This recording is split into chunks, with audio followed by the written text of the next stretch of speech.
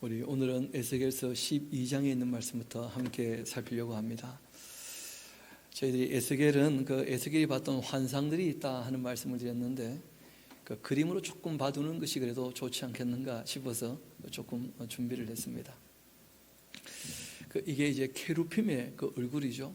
그 독수리 같기도 하고 사자 같기도 하고 사람 같기도 하고 또 이제 한쪽이 송아지 같기도 하고 그렇게 이제 케루빔의 얼굴 모습인데 문제는 전체는 사람 모습이고 또 다리는 발굽처럼 이 송아지 다리처럼 그렇게 생기기도 했고 날개는 또 6개니까 실제로 전체 이 모습은 보지 않는 이상은 잘 알 수가 없는 것이죠.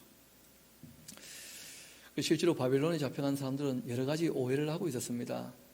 전능하신데 왜 전능하신 하나님을 섬기는 우리가 우상을 섬기는 나라에 포로로 잡혀가야 되는가? 하나님은 약한 신이 아닌가? 이런 오해가 있는 거예요. 또 우리 죄가 그리 크지 않을 텐데 왜 이런 벌을 받게 되는가? 사람이 다 자기를 합리화시키니까 죄가 크지 않다고 이제 오해를 또 하는 것이죠. 조상들이 죄를 지었는데 왜 우리가 벌을 받나? 조상들이 포도를 먹었는데 왜 우리가 이가 시냐? 이런 식으로 오해를 하고 있었습니다. 또 바벨론 가보니까 바벨론이 너무 어마어마하죠. 거기서 70년이 차면 돌아온다고 하니까 그게 또 안 믿어지는 거예요. 우리는 더 이상 이제 아무런 희망이 없다. 바벨론의 포로로 잡혀가서 우리는 다 끝난 것이다. 또 그런 오해를 갖고 있는 거예요. 그리고 사람들이 흔한 오해 중에 하나가 뭐냐면 하나님 너무 공평치 않으시다. 너무 우리가 이 땅에 태어날 때 너무 환경이 다르다. 공평치 않으시다. 하나님이 공평치 않아서 환경이 달라진 것이 아니고 죄 때문에 에덴에서 쫓겨남으로 말미암아 모든 게 엉망이 되고 만 것이거든요. 죄 때문에.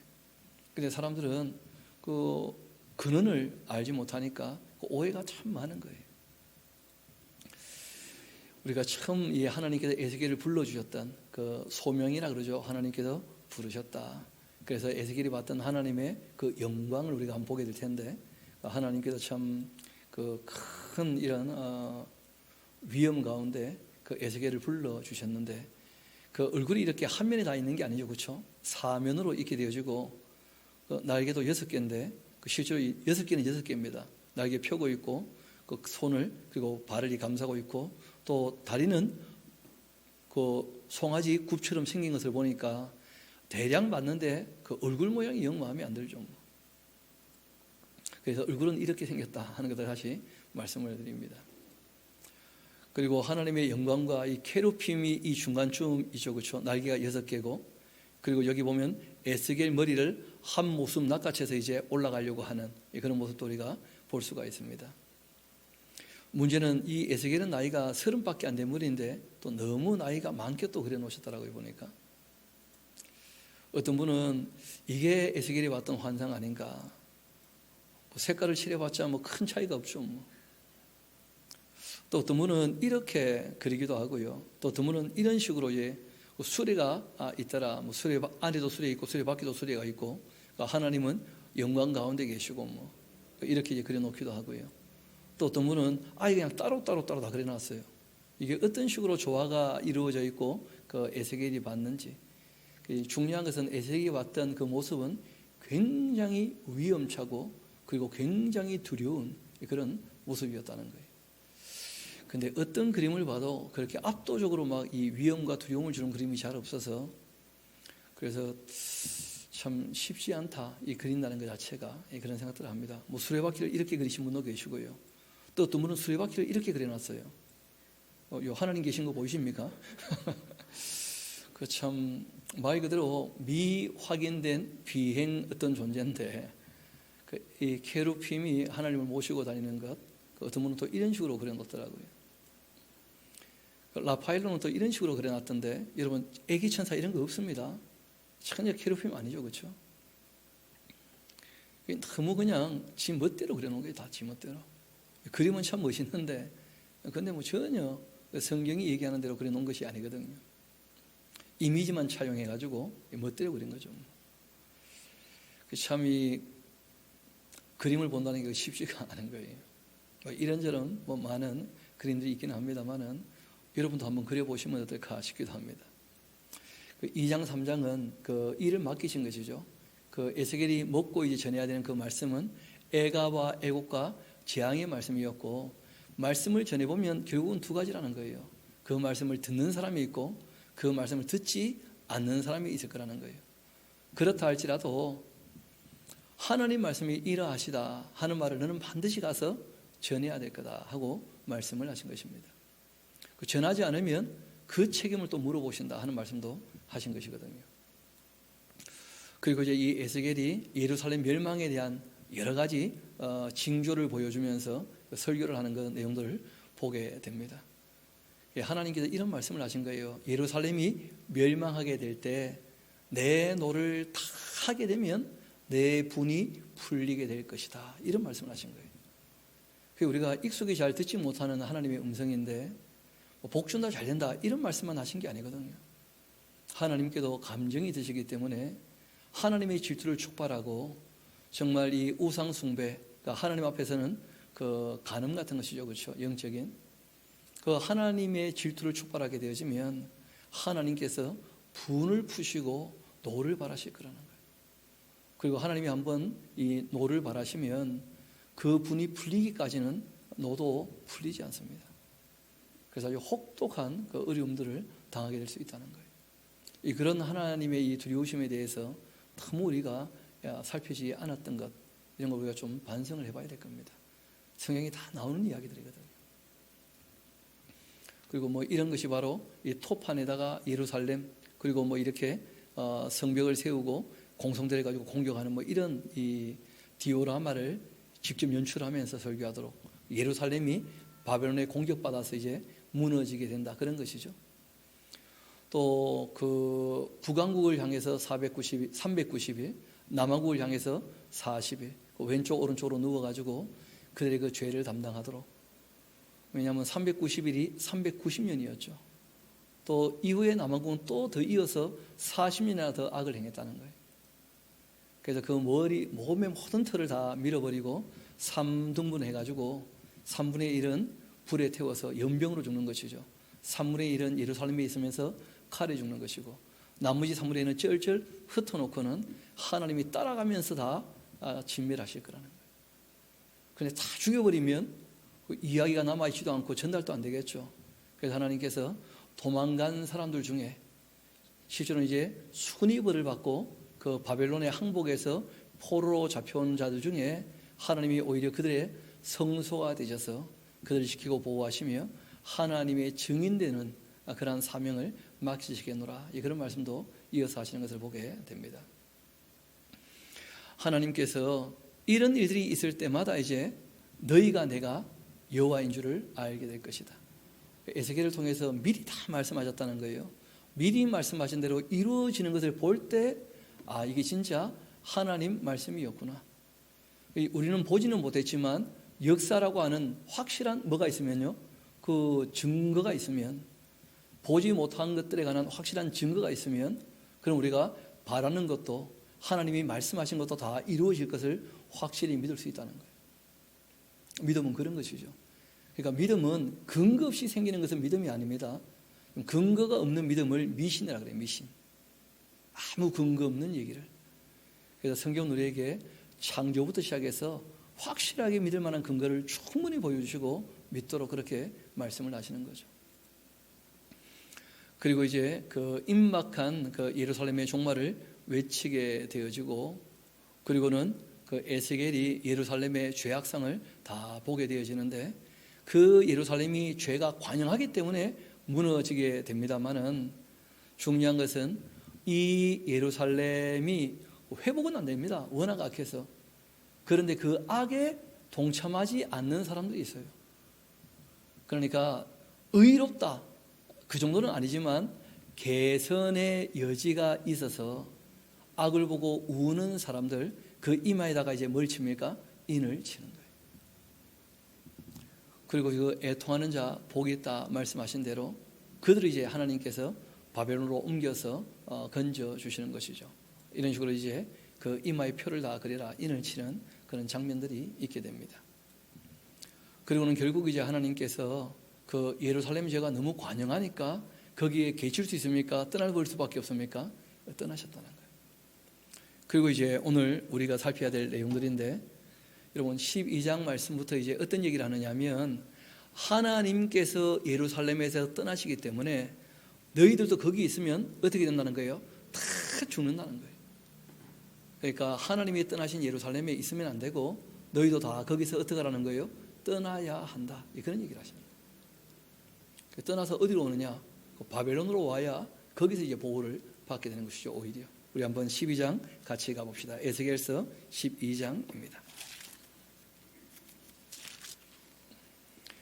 또 여호와의 그 말씀이 내게 임하여 이르시되, 인자야, 너가 반역하는 족속 중에 거주하고 있구나.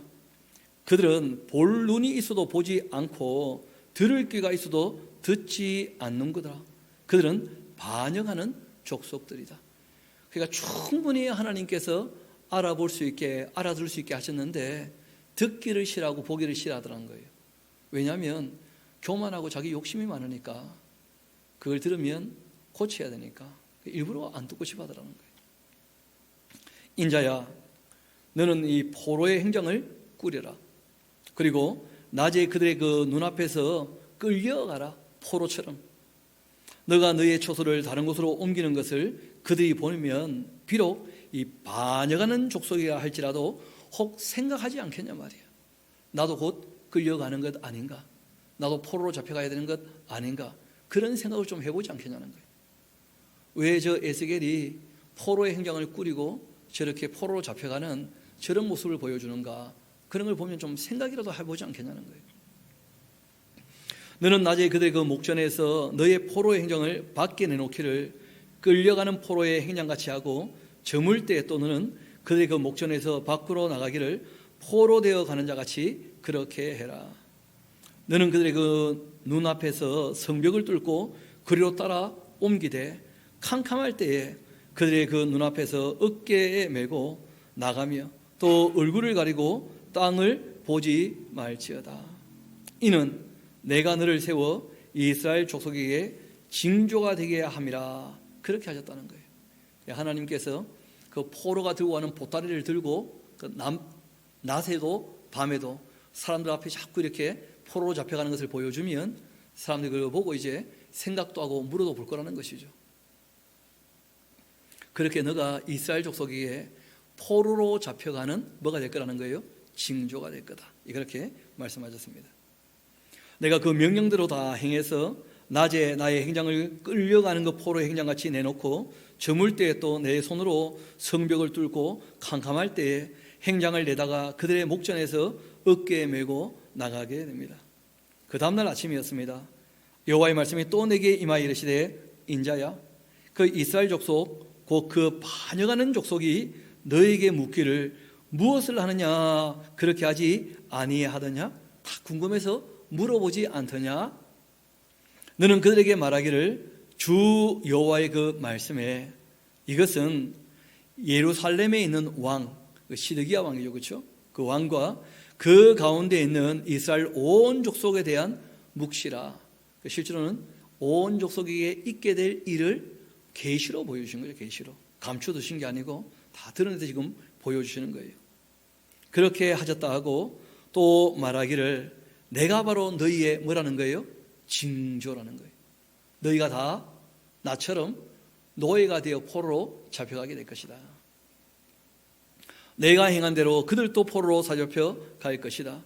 무리가 성벽을 뚫고 행장을 그리로 가지고 나가고, 또 그 중에 왕은 특별히 어두울 때에 어깨에 행장을 메고 나가며 눈으로 땅을 보지도 아니하려고 자기 얼굴을 가릴 것이다. 이 말은 무슨 말이냐면, 여러분, 왕이라는 사람은 자기가 통치하는 나라에 대한 책임이 있지 않습니까? 근데 그 나라가 너무 비참하게 그렇게 무너져 내리니까 못 본 척 해버리고 자기만 살라고 도망을 가는 거예요, 애굽으로. 이게 이제 시드기야 왕의 마지막 모습이었던 것이죠. 그렇게 되었기 때문에 이제 어떤 일이 벌어집니까? 바벨론이 올라와서 시드기야의 그 신하와 아들을 다 죽여버리고 결국 시드기야의 눈을 어떻게 합니까? 빼버리는 것이죠. 그런 얘기들, 그런 사건이 이제 있게 될 텐데, 미리 뭐라고 말씀하셨냐면 결국은 이 시드기야가 바벨론으로 잡혀가지만 바벨론에 이르렀지만 바벨론 땅은 못 볼 거라는 거예요.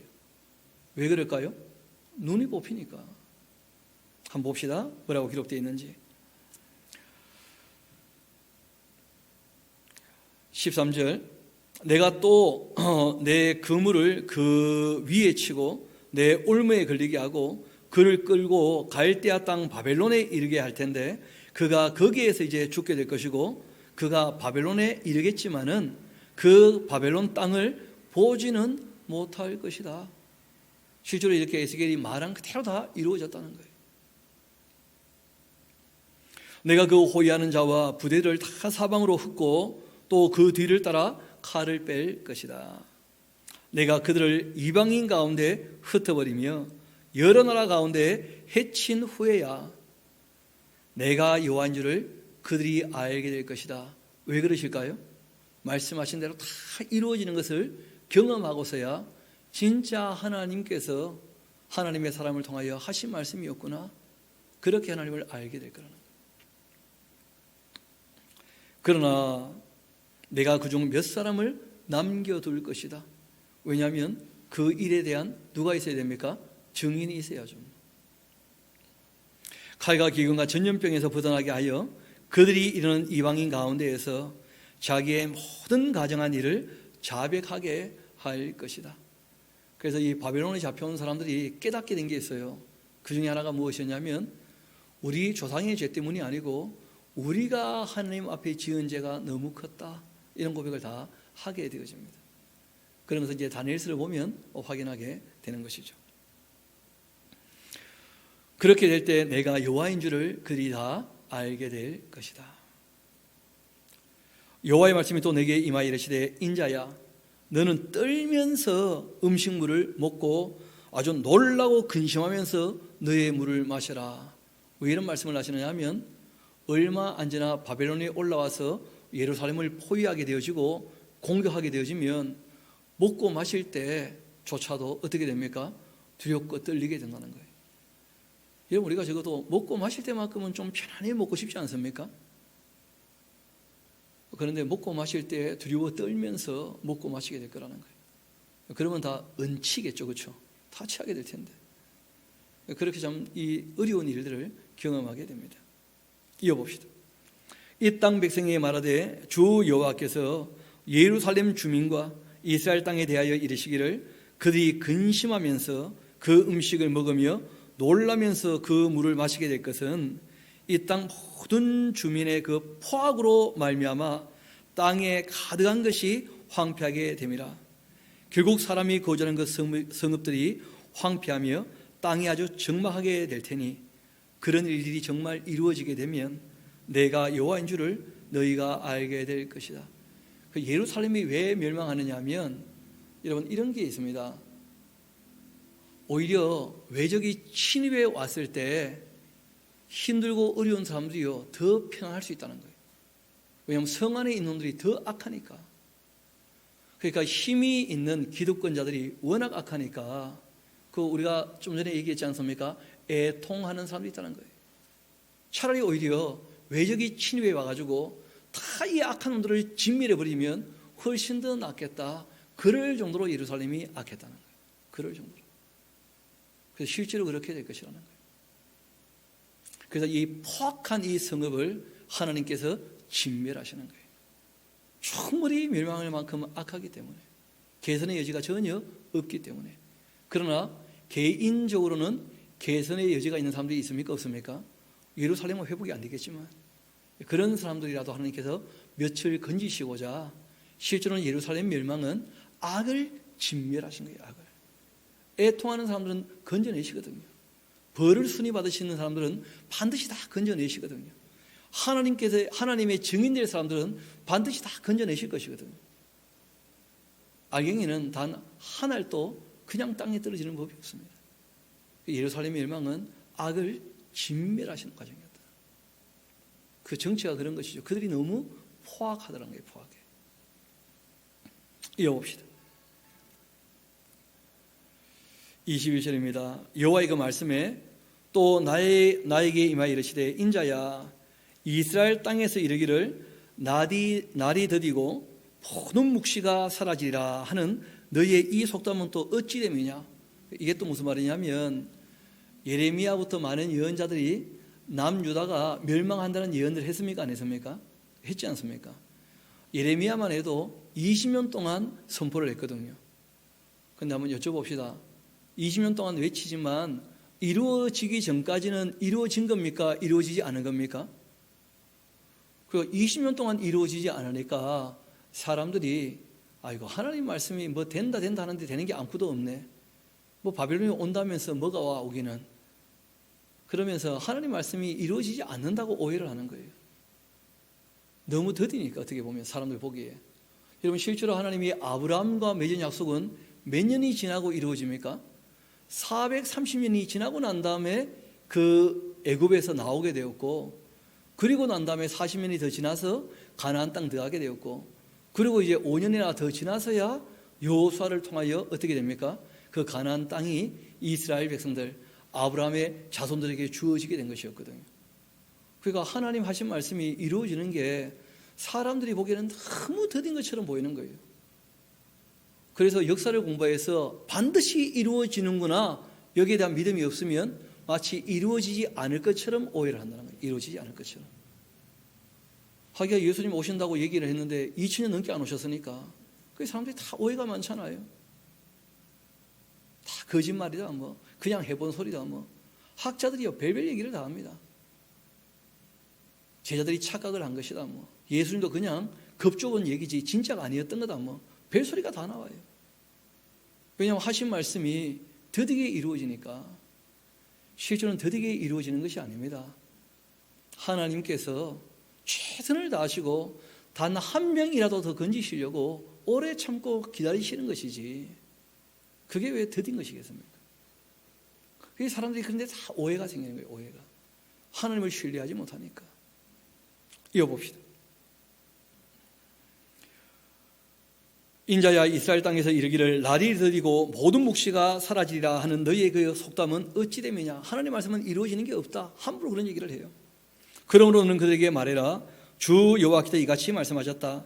내가 이 속담을 그치게 하리니 사람이 다시는 이스라엘 가운데 이 속담을 사용하지 못하리라 하셨다 하고, 또 그들에게 이르기를 날과 모든 묵시의 그 응함이 이제는 가깝다.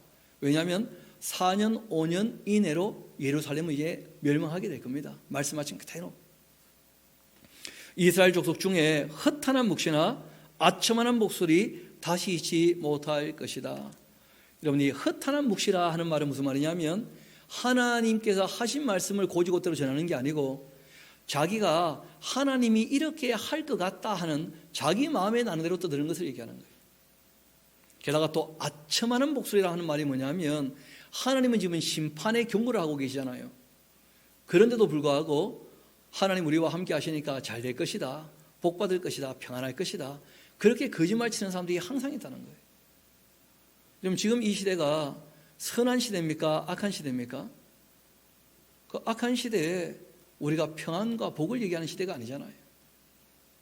정말 하나님 말씀 앞으로 돌아와야 될 것이고 회개해야 되는 시대이고 정신을 차려야 될 터인데 여전히 그냥 사람들에게 아첨하는 복수를 한다는 거예요. 사람들에게 아첨하는, 사람들 듣기에 기분 좋은 얘기만 해주고 앉았다는 거예요. 나는 여호와라, 내가 말하니니 내가 하는 말이 다시는 더디지 아니하고 응하게 될 거다. 반역하는 족속이여, 내가 너희 생전에 말하고 이룰 것이다. 그러니까 그 당대에 다 이루어지게 될 것입니다. 이 에스겔이 말할 때 그때 들었던 사람들, 그들이 살아있을 동안 하나님의 말씀이 다 이루어지는 것을 보게 될 거라는 거예요. 나 주 여호와의 말이니라 그렇게 하셨다 하라. 주 여호와의 말씀이 또 내게 임하여 이르시되 인자야 이스라엘 그 족속의 말이 그가 보는 묵시는 여러 날 후에 있을 일이다. 그가 멀리 있는 때에 대하여 예언하였다 그렇게 하고 있구나. 그러니까 뭐 이루어지기는 이루어지겠지, 언제? 한참 후에 모르겠고 뭐 우리하고는 아무 상관이 없고, 이런 식으로 오해를 하는 거예요. 그러므로 내가 그들에게 이르기를 주 여호와의 말씀에 나의 말이 하나도 다시 더디지 아니할지니 내가 한 말이 이루어지리라. 나 주 여호와의 말임이라. 그렇게 하셨다 하라. 특별히 이번 토요일 날 저희들이 요한계시록 강독회 이렇게 이제 또 하게 될 터인데, 사람들이 어떤 말을 듣고 싶으느냐 하면 이놈의 세상 그냥 확 망하고 예수님 빨리 오시면 좋겠다. 왜? 나 구원받게. 이런 식으로 또 착각을 한다는 거예요.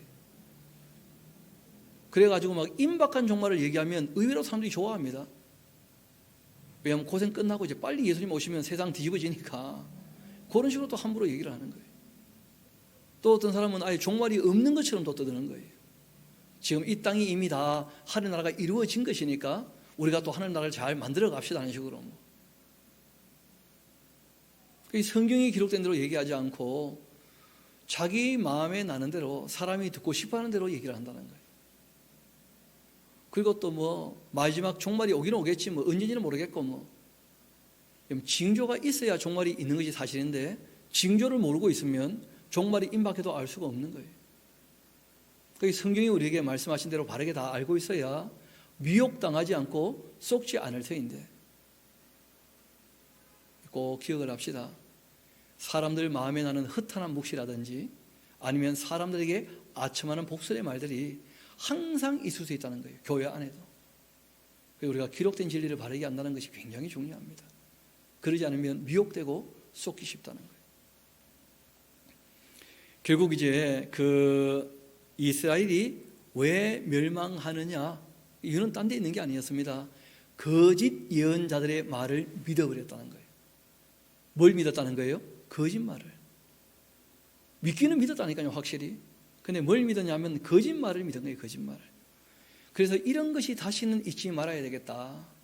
그래서 우리가 성경을 일부러 차근차근 다 배우는 거예요. 거짓말에 속지 않으려고. 이어봅시다. 여호와의 말씀이 내게 임하여 이르시되, 인자야, 너는 이스라엘에 예언하는 선자에게 경고를 하고 그들에게 예언을 해라. 자기 마음대로 예언하는 자에게 말하기를, 너희는 어떻게 하라는 거예요? 여호와의 말씀을 좀 들으라는 거예요. 여호와의 말씀.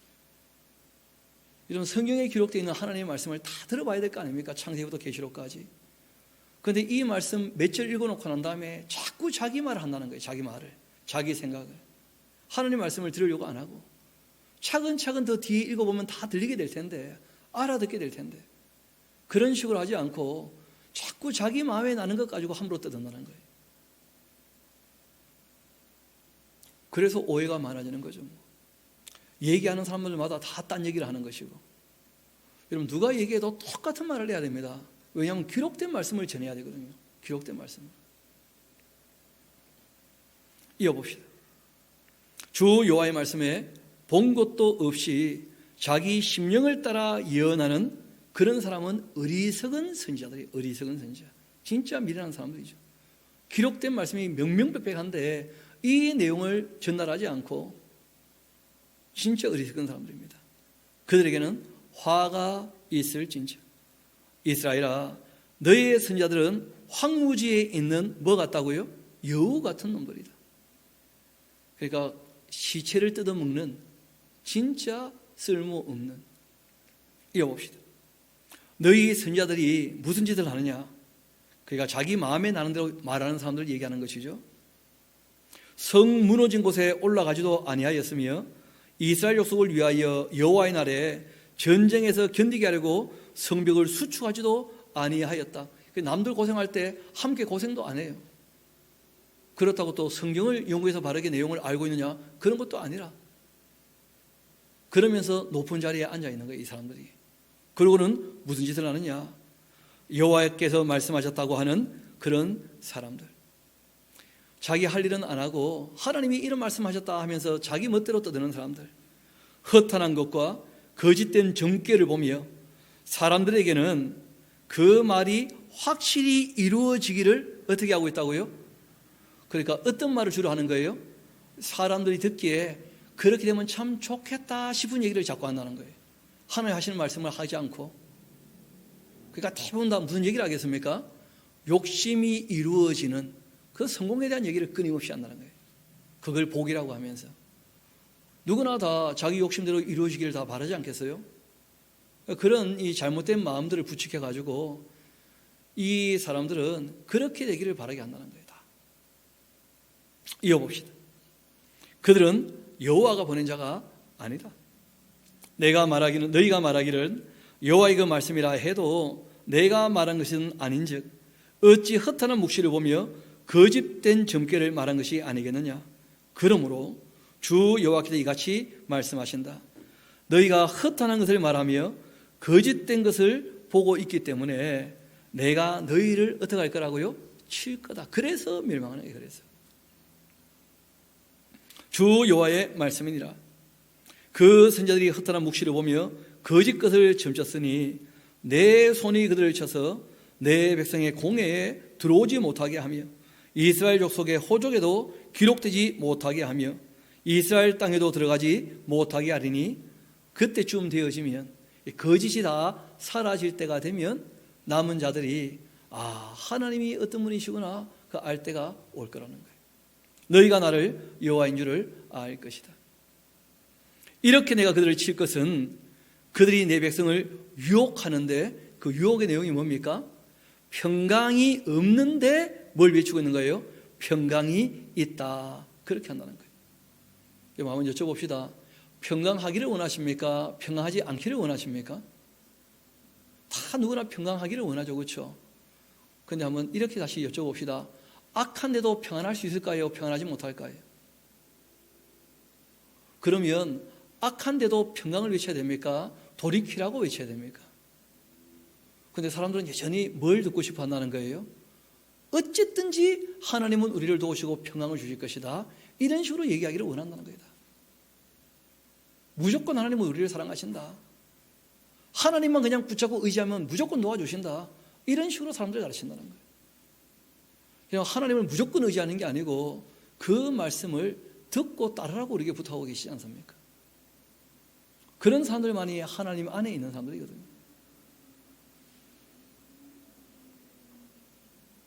평강도 없는데 평강이 있다느니라. 어떤 사람이 담을 쌓을 때에 그들은 또 거기다가 뭘 합니까? 회치를 해요. 아주 그럴듯하게. 그러니까 뭐 짝짝꿍이 맞는 거죠. 그렇죠? 그러므로 너는 회치라는 자에게 이르기를 그것이 무너지리라. 폭우가 내리며 큰 우박덩이가 떨어지며 폭풍이 몰아칠 텐데 그 담이 무너진 즉 어떤 사람이 너에게 말하기를 그것의 칠한 회가 어디 있느냐 하지 아니하겠느냐. 여러분 담이 무너져 버리면 거기다가 뭘 칠해봤자 아무 의미가 없잖아요. 예수님도 똑같은 말씀하신 적이 있습니다.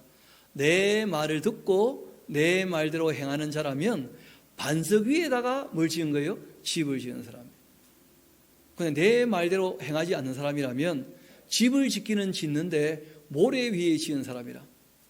그러니까 결국 이제 풍랑이 일어나면 어떻게 됩니까? 그 무너짐이 심하게 되는 거예요. 그러니까 사람들이 담에다가 아무리 멋지게 그 칠을 해봤자 담이 무너지면 아무 소용이 없는 것처럼 모래 위에 지은 집은 모래가 그냥 쓰러져 버릴 때 집이 다 무너져 버리는 것처럼 하나님 말씀을 따라 살지 않는 삶이라면 그 신앙은 아무것도 아니라는 거예요. 무엇을 성취했든지 간에 아무 의미가 없는 것이죠. 이어봅시다. 그러므로 나 주 여호와가 말한다. 내가 분노하여 폭풍을 퍼붓고 내가 진노하여 폭우를 내리고 분노하여서 큰 우박덩어리로 무너뜨릴 것이다. 회칠한 나무를 내가 이렇게 허물어 땅에 넘어뜨리고는 그 기초를 다 드러낼 것이다.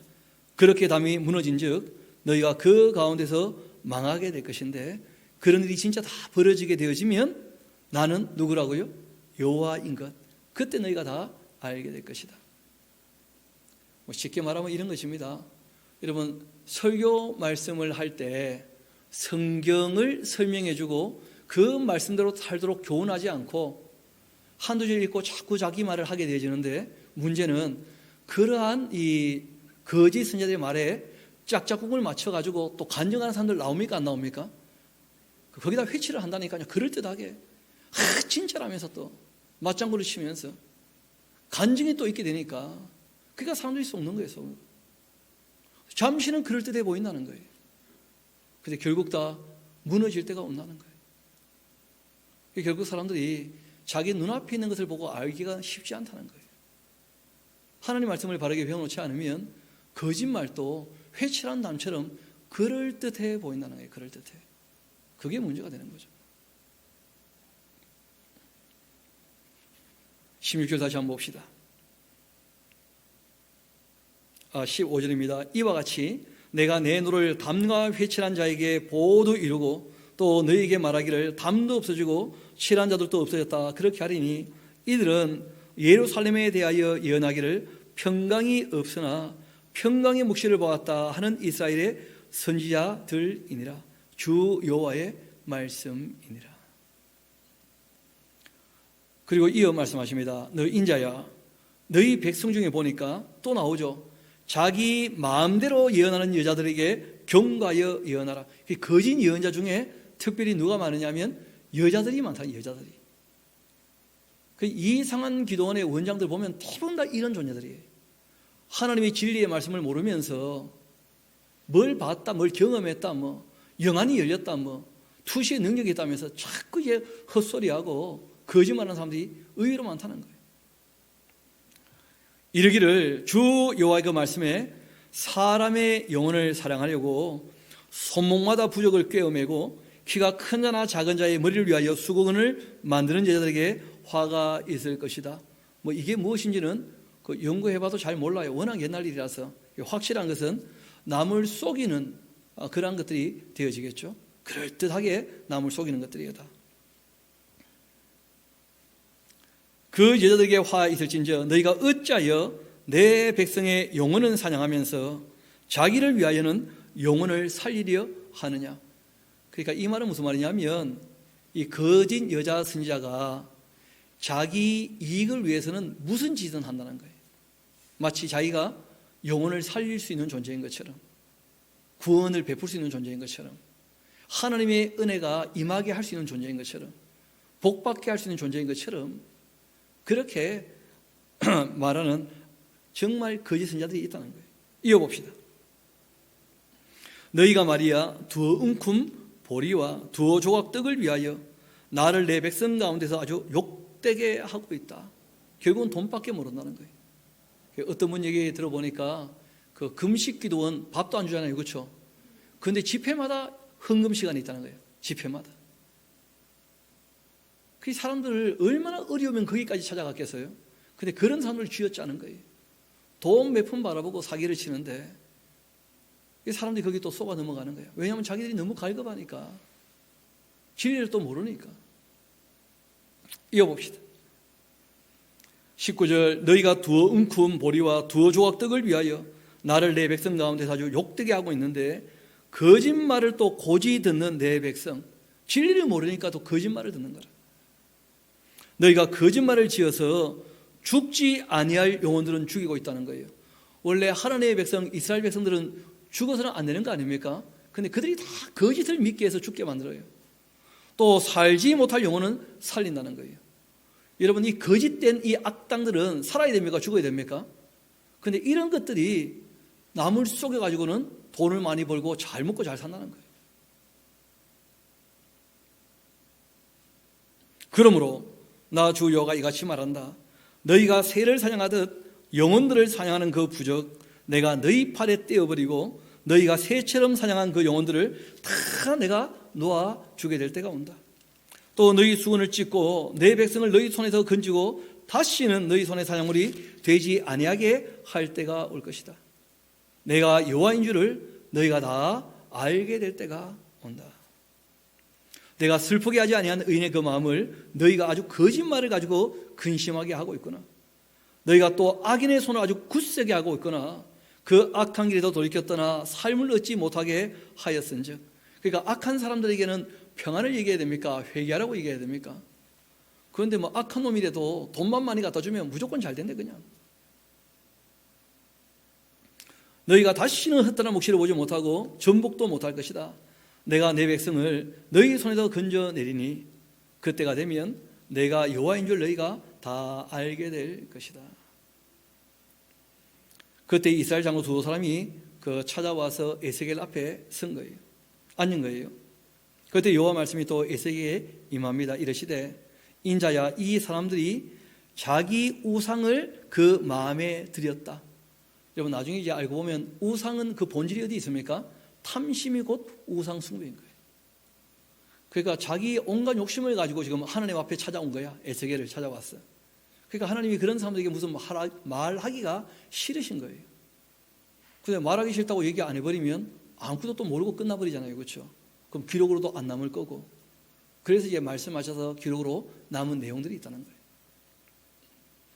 저도 여러분도 정말 주의할 것이 뭐냐면 하나님께 나올 때 교만한 자세나 욕심을 가지고 나오지 않도록 정말 조심해야 돼요. 우리가 의외로 하나님께 나올 때 딴 욕심 가지고 나오는 경우가 많거든요. 이어봅시다. 자기 우상을 마음에 들이며 죄악의 걸림돌을 자기 앞에 두었는데 그들이 내게 묻기를 내가 조금인들 용납할 수 있겠냐? 하나님을 사랑해서 온 사람들이 아니거든요. 진리가 궁금해서 온 사람들이 아니라. 그런데 하나님께서 무슨 대답을 하시겠냐는 거예요. 자기들 원하는 게 따로 있는데다. 그러니 너는 그들에게 말하여 이르라. 나 주 여호와가 말한다.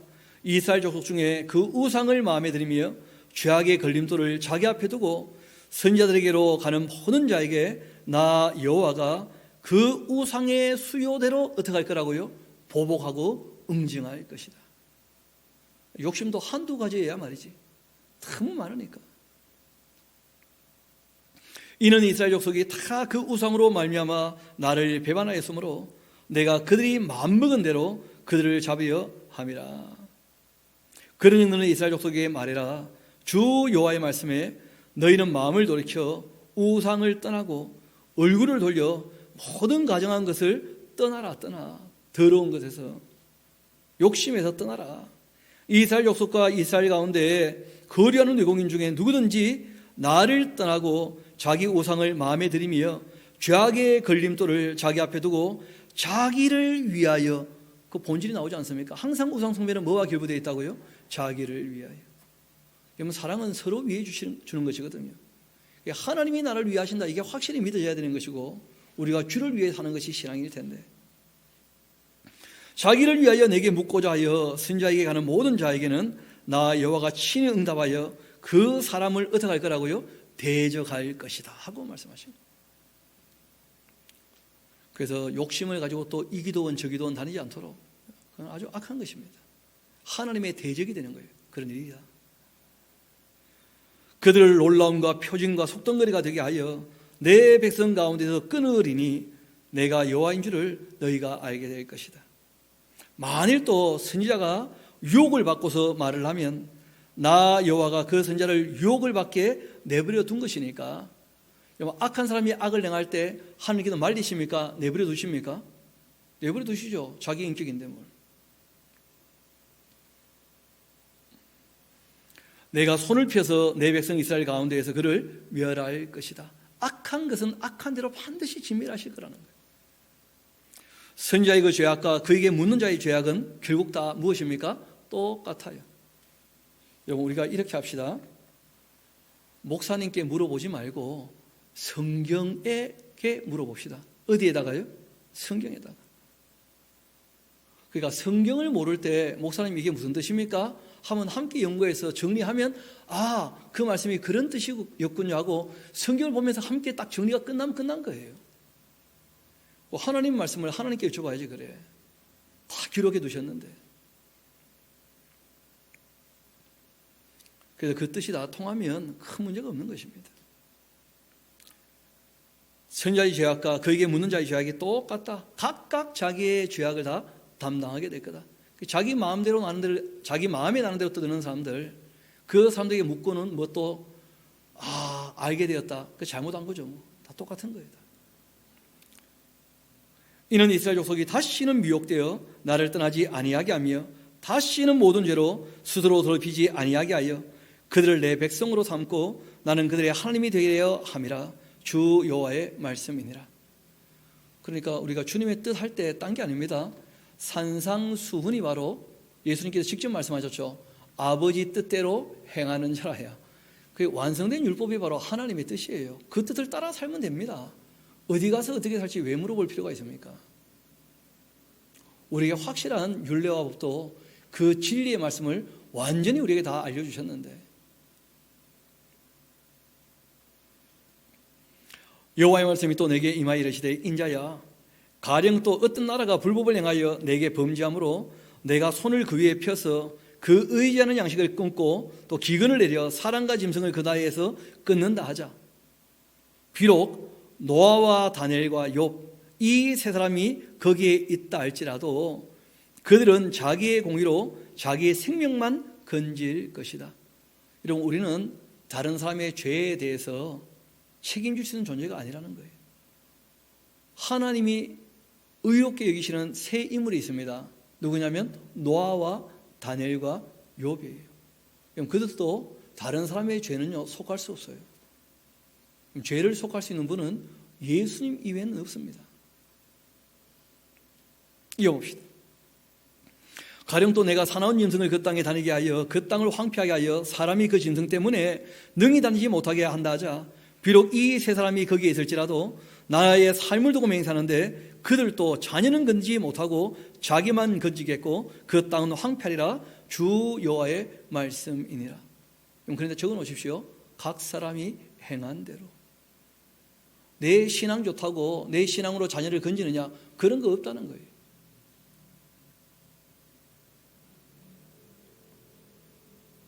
가령 또 내가 칼이 그 땅에 임하게 하고 명령하기를 칼아 그 땅에 돌아다니라 하고는 내가 사람과 짐승을 여기서 끊는다 하자. 비록 이 세 사람이 거기 있을지라도 나의 삶을 두고 맹세하는데 그들도 자녀는 건지지 못하고 자기만 건지리라. 나 주 여호와의 말씀이니라. 어떤 분은 종종 이런 얘기합니다. 아니, 목사님, 저는 영 시원찮지만 우리 집 사람이 워낙 열심히 신앙생활하니까 우리 집 사람 치마 짜락 붙잡으면 갑니다. 못 갑니다. 그런 거 없습니다. 각 사람이 행하는 대로. 아무도 남의 신앙을 대신해 줄 수 없다는 거예요. 심지어 노아와 다니엘과 욥이라 할지라도 결국은 본인이 하나님 앞에 나아가서 그 진리를 배우는 것 이외에는 방법이 없어요. 누구도 대신해 줄 수 없습니다. 신앙은. 목사가 성도의 신앙을 대신해 줄 수가 없는 거예요. 있을 수 없는 얘기입니다. 다 자기가 맡은 일에 참 지혜롭게 착하고 충성되게 일할 뿐이지 그 이상 할 수 있는 게 없다는 거예요. 실상은. 이어봅시다. 가령 19절 내가 그 땅에 전염병을 내려 죽임으로 내 분노를 그 위에 쏟아 사람과 짐승을 거기에서 끊는다 하자. 비록 노아와 다니엘과 욥이 거기 있을지라도 나의 삶을 두고 맹세하는데 그들도 자녀는 건지지 못하고 자기 공의로 자기 생명만 건지게 될 거다. 주 여호와의 말씀이니라. 주 여호와께서 이같이 이르시되 내가 나의 네 가지 중한 벌 곧 칼과 기근과 사나운 짐승과 전염병을 예루살렘에 함께 내려 사람과 짐승을 그 중에서 끊으리니 그 해가 더욱 심하지 아니하겠느냐. 그러나 그 가운데에 피하는 자가 남아 있게 될 것이고 끌려 나오게 될 것인데 곧 자녀들이라. 어떤 자녀들입니까? 우리가 앞에 봤으니까 다 아실 거예요. 애통하던 사람들, 그 벌을 순히 받았던 그 사람들. 그들이 너희에게로 나오리니 너희가 그 행동과 소행을 보면 내가 예루살렘에 내렸던 재앙 곧 그 내린 모든 일에 대하여 너희가 오히려 뭘 받게 될 겁니까? 위로를. 왜냐하면 애통했던 사람들이 그 포악한 예루살렘에 그냥 있었다면 너무 괴로웠을 거라는 거예요. 그런데 오히려 그들이 진멸당하고 악이, 그리고 거기에서 애통하던 사람들, 또 벌을 순위 받던 사람들이 구원함을 얻게 되는 걸 보면 그래, 하나님께서 그렇게